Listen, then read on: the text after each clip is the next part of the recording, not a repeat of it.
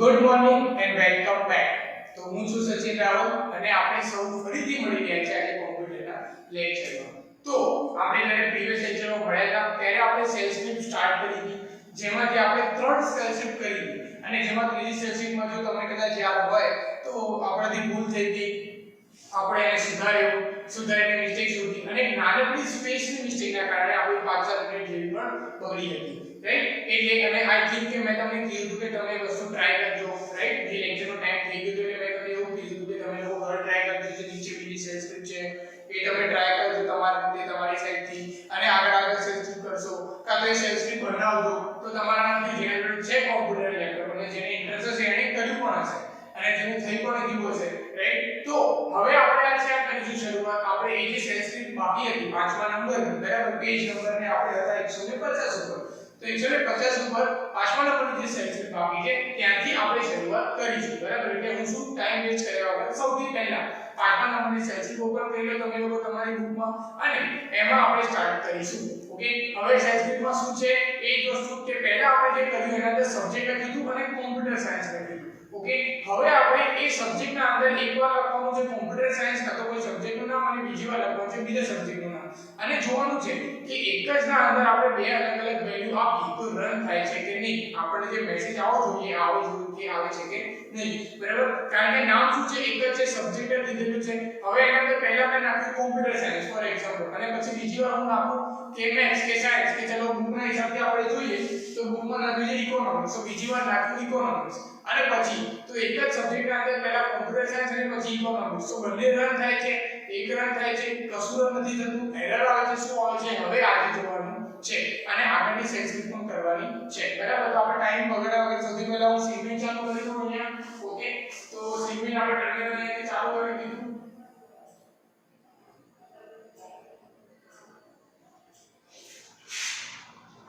Okay, હવે અહીંયા હું લખીશ પહેલા VA આપણે સ્ક્રિપ્ટ 4 ઉપર હતા, સ્ક્રિપ્ટ 4.sh એન્ટર કરીશું, i કમાન્ડ દબાવી દઈશ. ઓકે, હવે હું સૌથી પહેલા અહીંયા લખીશ સબ્જેક્ટ ઇક્વલ ટુ, હવે સ્પેસ નહીં આપું જે મને ખબર છે કે વખતે મિસ્ટેક થઈ ગઈ. ઓકે, પહેલાનું નામ આપીશ કોમ્પ્યુટર. હવે મેં અહીંયા કોમ્પ્યુટરની સ્પેલિંગમાં મિસ્ટેક કરી એ છેલ્લે સુધારી દઈશું, એન્ટર. અહીંયા હું લખું છું eco dollar subject is very easy. હમણાં હું મેસેજ મારી રીતે લખું છું, પછી ફરીથી હું લખું છું સબ્જેક્ટ ઇક્વલ ટુ, હવે અહીંયા હું લખું છું economics eco dollar subject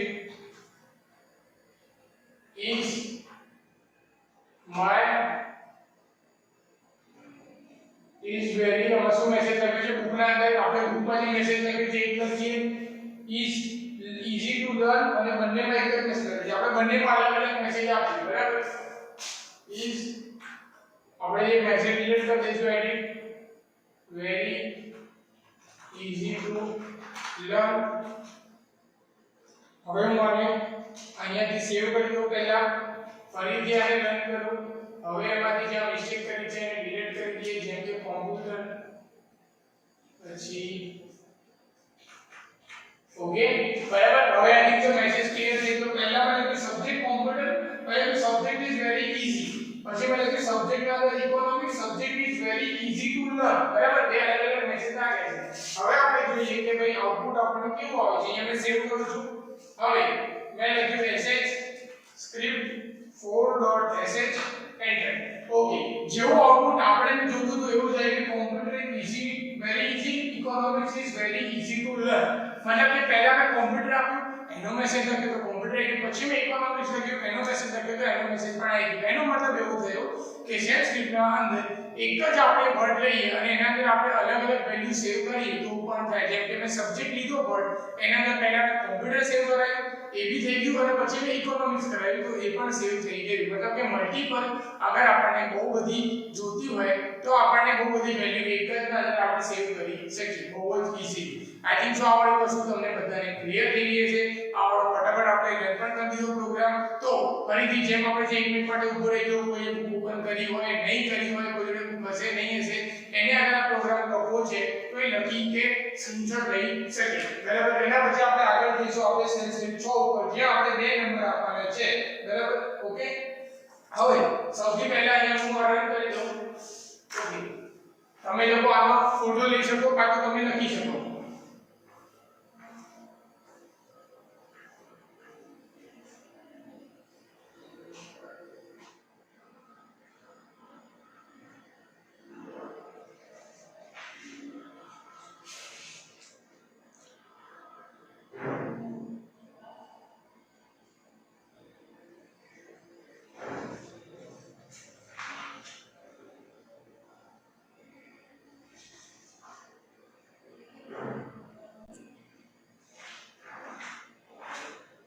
okay તો આઈ થિંક તમે લોકોએ આ પ્રોગ્રામ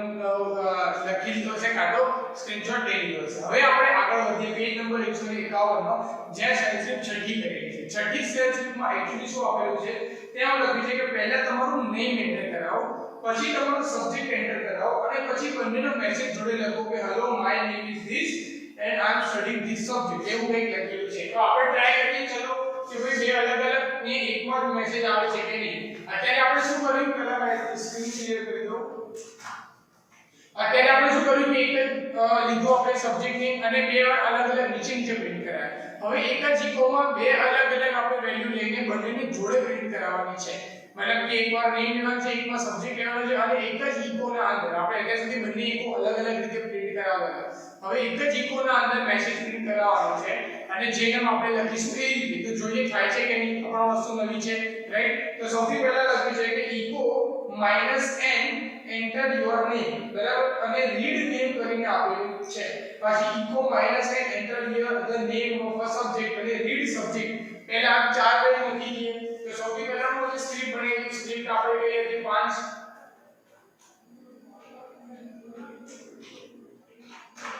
ઓકે આઈ કમાન્ડ ચાલુ કરી દઉં છું અહીંયા લખી દઉં echo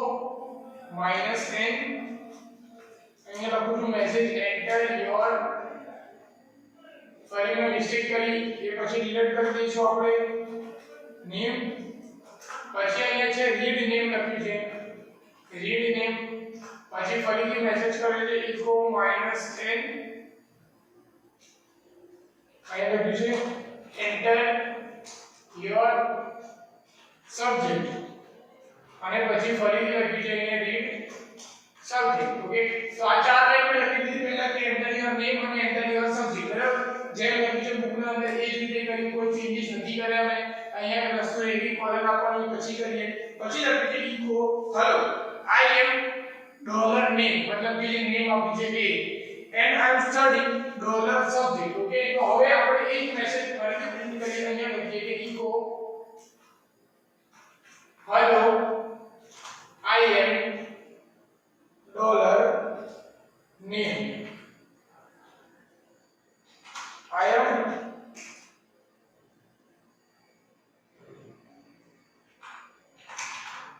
स्पेलिंग फोटो देख रहे हैं फर्स्ट में स्टडिंग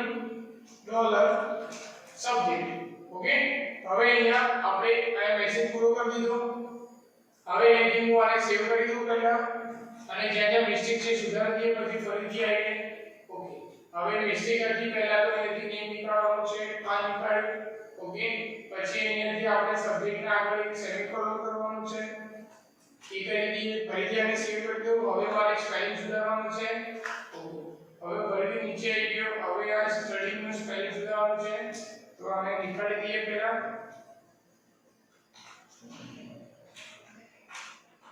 ઓકે તો શું મેસેજ જે લખ્યું છે એ જ મેસેજ મેં અહીંયા લખી દીધું જે મેસેજ લખ્યો છે સેમ ટુ સેમ બીજું હેલો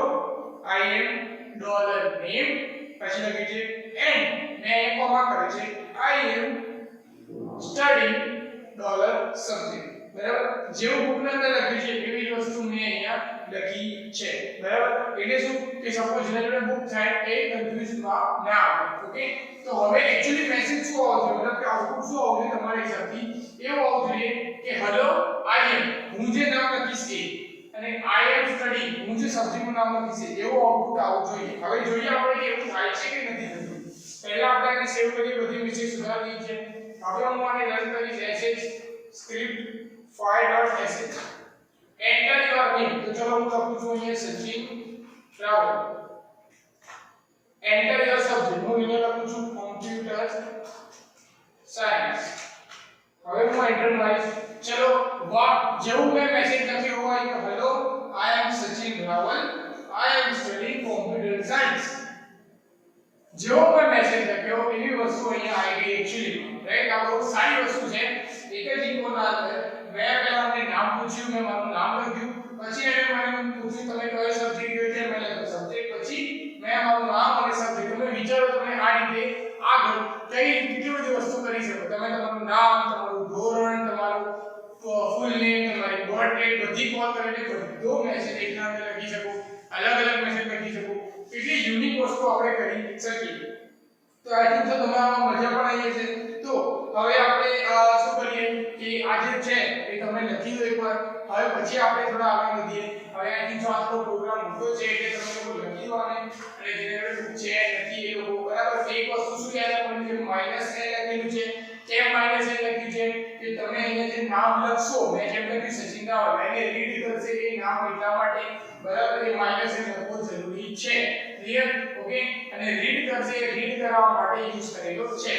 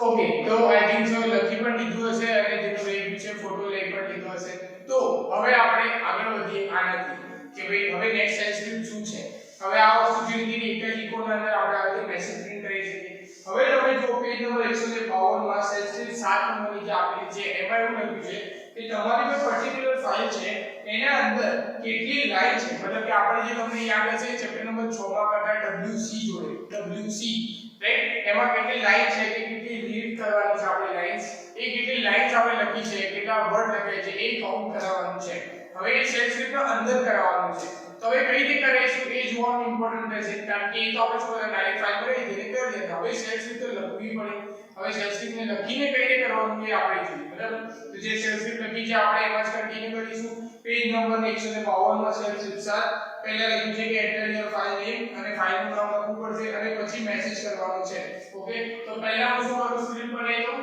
ચટાર નંબરની અહીંયાથી સ્ક્રીન ક્લિયર કરી દો ઓકે ચલો તો vi script 6.sh હવે અહીંયા હું પહેલા શું લખ્યું છે મેસેજ echo -10 enter અહીંયા મિસ્ટેક થઈ ગઈ your file name પછી read f ઇકો હવે અહીંયા ઇકો ના અંદર એ લોકો જે લખ્યું છે મતલબ કે એમાં કમાન્ડ પણ યુઝ કરે છે અને જોડે જોડે એ લોકો મેસેજ કરે છે કે there are પછી cat કમાન્ડ લખે છે બરાબર શું કરે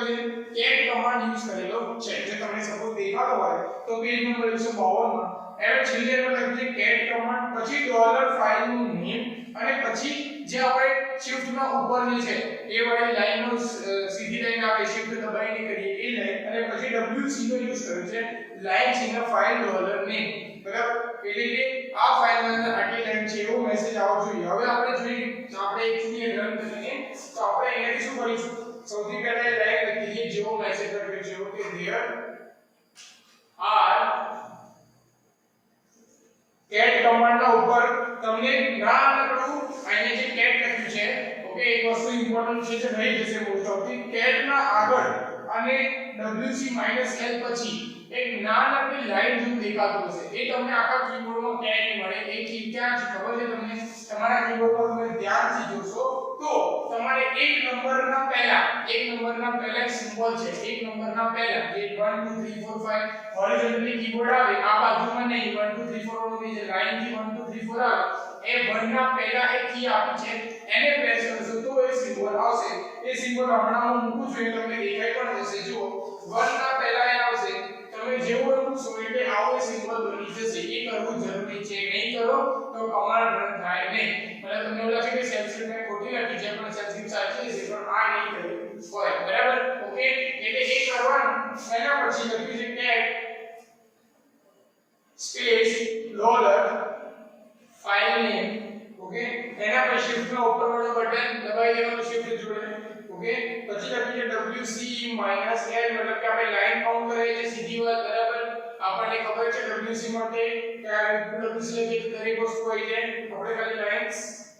ઇન અ ફાઇલ નું નામ આપણે ફરીથી $f નામ થી કહીશું કારણ કે એના અંદર સ્ટોર હશે ઓકે હવે અહીંયા હું એન્ટર મારી દઉં અહીંયાથી હું એને સેવ કરી દઉં હવે ફરીથી એને કરું છું કે જે મેં સ્પેલિંગ મિસ્ટેક કરી છે સ્પેલિંગ અહીંયા ઓ છે એ નીકાળી દઈએ હવે અહીંથી ફરીથી હું આને રન કરીશ ઓકે ચલો હવે આપણે એને રન કરીને જોઈએ તો sh લખવું પડશે મારે સ્ક્રિપ્ટનું નામ લખવું પડશે script6.sh એન્ટર કરીશ ઓકે પહેલા પૂછે ફાઇલનું નામ કહો તો આપણે આપણી સ્ક્રિપ્ટ જે હમણાં કરીએ છીએ એટલે script5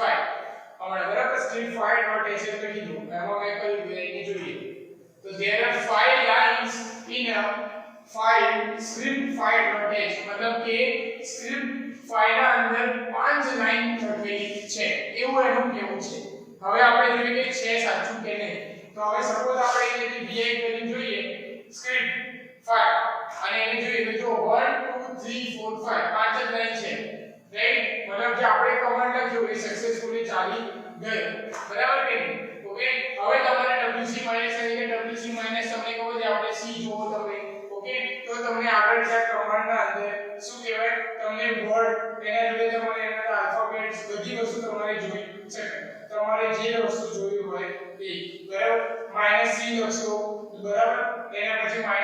લખશો તો અને બધું લખી દઈએ તો આપણને લાઈન થી જેટલી પણ વસ્તુ છે બધી વસ્તુ મળી જશે ઓકે તો આપણે એક વસ્તુ ટ્રાય કરી જોઈએ અહીંયા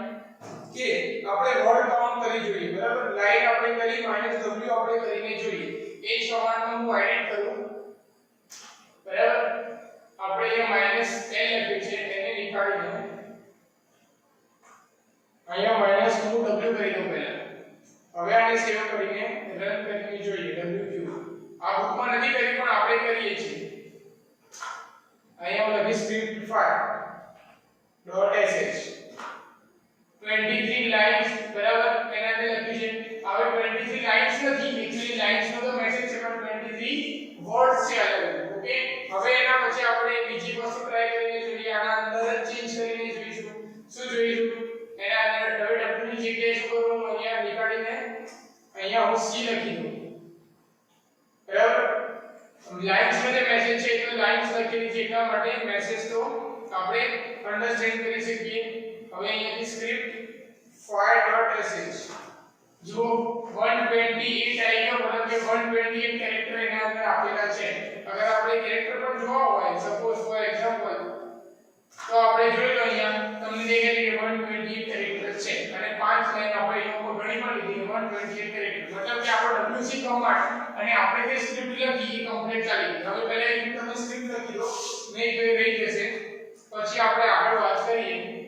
જે સ્ક્રિપ્ટ શીટ છે એ લખી દો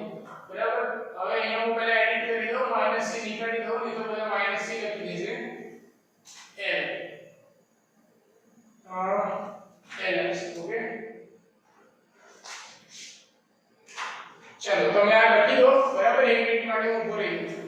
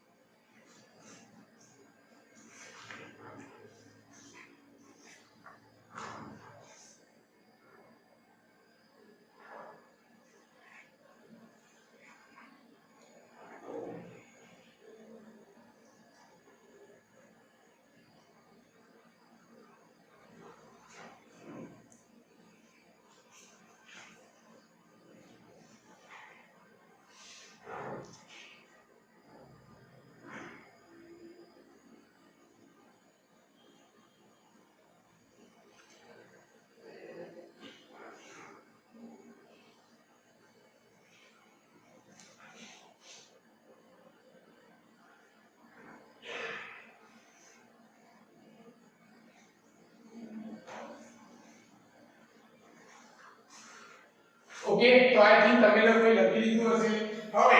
એના પછી આગળની જે સ્ક્રિપ્ટ છે બરાબર અરિથમેટિક ની છે મતલબ કે આપણે ત્યાં એડિશન સબટ્રેક્શન ને બધું કરાવશે એ આપણે હવે એક્ચ્યુઅલી કરવા જઈશું તો એમાં ઓર 10 મિનિટ ઓર જતી રહેશે. તો શું થઈ જશે તમારે એમાં ટાઈમ લાગી જશે. એટલે આપણે શું કરીએ એ રહેવા દઈએ કે પછીના લેક્ચરમાં કરીએ. એટલે શું થશે કે અરિથમેટિક ના આખો જે ફંડામેન્ટલ છે મતલબ કે પ્લસ માઈનસ ડિવિઝન મલ્ટીપ્લિકેશન કરાવવા પર્સન્ટેજ શોધવા એ અને બીજો લોજિક એટલે આની જે બે સ્ક્રિપ્ટ બાકી છે સ્ક્રિપ્ટ 8 અને સ્ક્રિપ્ટ 9 બરાબર. એ બે સ્ક્રિપ્ટ પરથી આપણે ચેપ્ટર 7 પણ આપણો પતી જશે. એટલે આપણે બહુ ઓલરેડી એવું ટેન્શન નથી આપણે બરાબર જગ્યાએ છીએ. તો આપણે અહીંયા લેક્ચરને સોલ્વ કરી દો. હા સપોઝ કોઈને આનો ઇન્ટરેસ્ટ હોય તો એ આવડો જે સેલ સ્ક્રિપ્ટ છે આગળવાળી એ કરી શકે અને એની પ્રેક્ટિસ પણ કરી શકે. આ સેલ સ્ક્રિપ્ટ તમે જોઈ તમને આમાં કોઈ એરર સપોઝ તમે કરો અને કંઈ મળે તો તમે મને પૂછી શકો અને આ એકદમ ઈઝી હતી આઈ થિંક સો બરાબર. આમાં કંઈ એટલું હતું નહીં પણ સારી વસ્તુ શું હતી કે આના લીધે આપણે વર્ડ કાઉન્ટ કરી શકીએ બરાબર લેટર્સ કાઉન્ટ કરી શકીએ અને તમને અંદાજ પણ આવે કે તમે